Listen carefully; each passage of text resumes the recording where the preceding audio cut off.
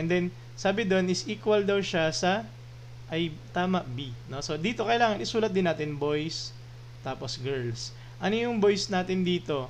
Yun yung nawawala. So, gawin natin yung X. And then, susulat tayo ng ratio. Ito naman yung girls natin, 30.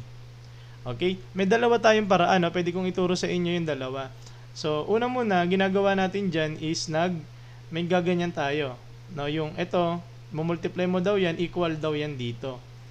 No? So, 6 times x magiging 6x.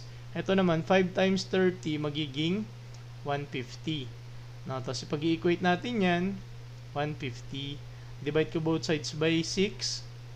Ang magiging value ko is, ilan yan? 2, and then 5, tama ba?